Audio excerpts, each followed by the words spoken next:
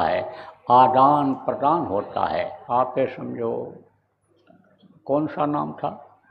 गुरु नाम था।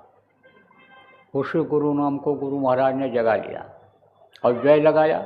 जो हमेशा रहते हैं, हमेशा कौन रहते हैं? यानी समझो गुरु रहते हैं धरती पर। गुण बिन भवनित करे न कोई, बगैर गुरु के आगे कोई बढ़ ही नहीं सकता है। तो गुरु रहते हैं, और देव माने देने वाला। तो सच्चा गुरु समर्थ गुरु होता है, वो देता ही है, लेता कुछ नहीं। लेता भी है अगर तो कर्मों को लेकर के ज्ञान अग्नि के द्वारा जलाकर जीव को साफ करता है। तो जय गुरुदेव नाम गुरु महाराज ने जगाया, अन्य संतों ने भी जगाया कलयुग में। आप देखो, कबीर साहब ने सत्साहम नाम जगाया, वाहे गुरु नाम नानक जी ने जगाया, राधा स्वामी नाम शिवदयाल जी महाराज ने जगाया, और गुरु महाराज ने जय गुरुदेव नाम जगाया। जगाते कैसे हैं ये भी बता दें आपको, नए लोगों को। आप धरती पर जानकार रहे हैं, सब लोगों ने इन्हीं 5 नामों को बताया है। 5 नाम का सुमिरन करे, कहाँ संत तब भव से तरे। इस भव सागर में जो जीव डूब उतरा रहा है, उससे तभी पार होगा कि जब 5 नाम का सुमिरन करेगा। क्योंकि इनके लोगों से जाना पड़ता है जीवात्माओं को, और अगर वो खुश नहीं हुए और रोक दिया उन्होंने रास्ता, वज्र किवाड़ लगी हुई है, और वज्र किवाड़ अगर नहीं खुली, दरवाज़ा वो नहीं खुला, तो जाओगे किधर से? फिर तो लौट लौट 84 आया, लौट लौट करके इसी 84 में आना पड़ेगा। इसलिए 5 नाम का सुमिरन यानी करना ही पड़ता है। तो यह है 5 नाम। अब जिसका नाम होता है उसका रूप होता है, और उसका स्थान होता है, और उसकी होती है आवाज़। पीपल, पाकड़ और रसाल, ये 3 पेड़ होते हैं। इनका फल अगर सीधे ज़मीन पर गिर जाए तो जमता नहीं है, अंकुरित नहीं होता है। पक्षी खाता है, और उसके मुंह से जब बीज गिरता है तब उसमें जमाव होता है, तब पौधा बनता है, फल लगता है। तो उसके मुंह से सुनना जरूरी होता है, उसी में ताकत होती है। आप ये समझो, जैसे गुरु महाराज से हमने आपने सुना था, तो नाम रहा संतन अधीना, गुरु महाराज के अधीन नाम रहा। देखो, जो बहुत पुराने बेचारे तो बहुत बुढ़े हो गए, बहुत से लोग चले बह गए दुनिया से। लेकिन पहले जब नामदान देते थे, हमने जब नामदान लिया 93 में, यानी 73 में, 1973 में जब हमने नामदान लिया, 73 में, तो उस समय भी गुरु महाराज ऐसे अलग बैठाते थे, घेरे के अंदर, कमरे के अंदर नामदान देते थे।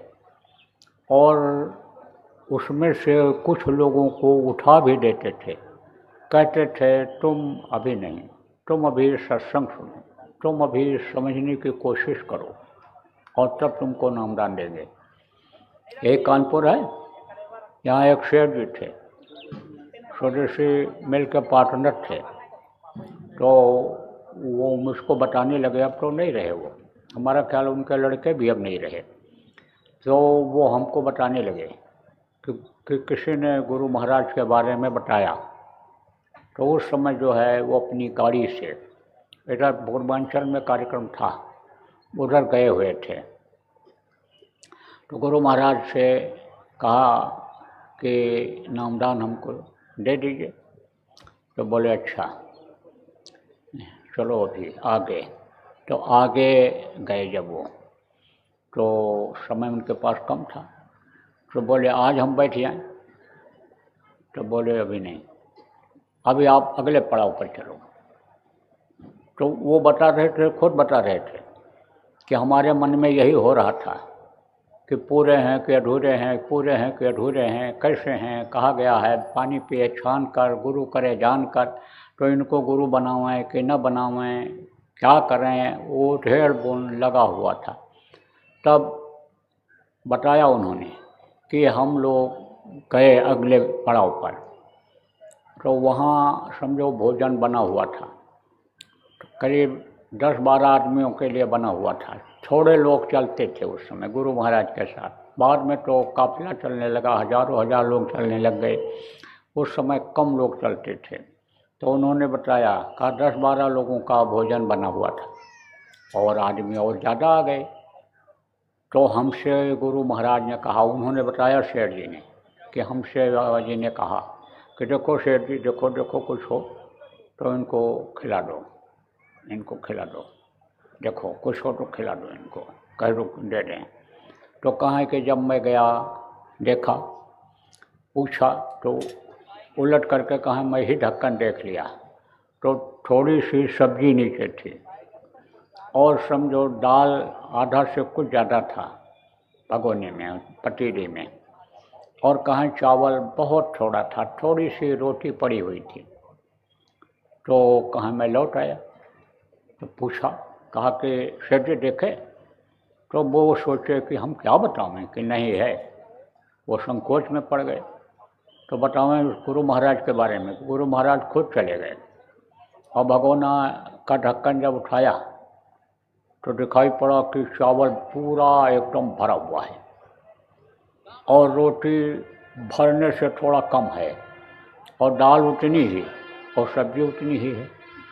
तब हमको विश्वास हो गया कि जो ये कहा गया है कि संतों के पास रिद्धि सिद्धि सब रहती हैं, अणिमा गणिमा लघमा महिमा सिद्धियाँ ये जो सब रहती हैं, और जो इच्छा किन्हीं मन माही, और कुर प्रताप कर दुर्लभ नहीं, हर प्रताप कर दुर्लभ नहीं। तो देखो प्रभु की दया रहती है, ये देखो देखते ही ये भर गया।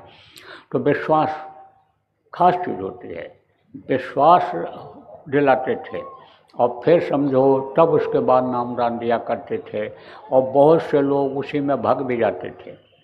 गुरु महाराज के पास प्रेमियों 40 साल रहने का मौका मिला। तो गुरु महाराज ने आप ये समझो अपने गुरु महाराज के बारे में बहुत कुछ बताया। तो बताया कि एक आदमी उधर से आ रहा था, मोटा तगड़ा आया, पूछता हुआ कि वो बाबा किधर हैं जो नामदान देते हैं। तो देखते ही दूर से दादा गुरु यानी गुरु महाराज के गुरु महाराज चले गए अंदर कोठरी में, और उधर से उनकी एक कोट थी जिसमें पैंचें लगी थी, जिसको चकट्टी कहते हो, ऐसे ऐसे कपड़े लगे हुए थे, उसको पहन करके ऐसे आए बैठो। अब वो आया आदमी तो लोगों ने कहा बैठो, लेकिन वो ऐसा देखता रहा, ऐसे देखता रहा, ऐसे बड़ी देर तक देखता रहा और उसके बाद चल दिया। तो लोगों ने कहा क्यों चल दिए? रुको रुको रुको, कहाँ से आए हो आप? पानी पत्ता पियो, बैठो। रुका नहीं। गांव में पूछा लोगों ने, भाई तुम कहाँ से आए, आप कहाँ से आए हो, क्यों लौट पड़े? बोला आया था मंत्र लेने, दीक्षा लेने, लेकिन हमको ये अच्छे नहीं लगे, जमे नहीं, जचे नहीं, चला गया। फिर गुरु महाराज से लोगों ने पूछा, दादा गुरु से पूछा कि आपने उसको वापस क्यों कर दिया? आया था बेचारा, चला क्यों गया वो? आप तो सब पर दया बरसाते हो। बोले अभी गंदगी साफ हो जाए तब। बोले आएगा? बोले संस्कार तो पड़ ही जाता है। और बाद में आया संस्कार जब पड़ गया, सत्संग सुना, तब विश्वास हो गया। तो कहा कि नाम उनके अधीन हुआ करता है। दादा गुरु भी देखो उस समय नामदान देते थे, उस समय भी सबको नहीं देते थे, छठे छटाए लोगों को देते थे, जिनके अंदर इच्छा पैदा हो जाती थी कि हमको नाम की कमाई करनी है, हमको प्रभु की प्राप्ति इसी मनुष्य शरीर में करना है, हमको देवी देवताओं का दर्शन इसी मनुष्य शरीर में करना है। जिसको विश्वास हो जाता था कि प्रभु मिल जाएगा, दुनिया बनाने वाला मिल जाएगा, तो दुनिया की ये चीज़ें आसान हो जाएंगी। जिसको विश्वास हो जाता है कि जो पैदा होने के पहले माँ के स्तन में दूध भर देता है, परवरिश वो करता है, उसके जब विश्वास हो जाता है, उस पर विश्वास हो जाता है, तब उसको नामदान देते थे। लेकिन बाद में यही गुरु महाराज मंच से देने लग गए। यहीं आपका बस्ती में वासी जगह है, मंच से नामदान दे दिए, और वहीं से तब से मंच से नामदान देने लग गए, मंच से नामदान देने लग गए। ज़रूरत पड़ती है, जब ज़रूरत पड़ती है तब आप ये समझो कि देना पड़ता है। बारिश होती है तो जब आषाढ़ लगता है तब धीरे धीरे बारिश होती है, और आषाढ़ खत्म होते होते सावन के लगते लगते तेज हो जाती है, और भादव में दे झमाझम ज़रूरत रहती है।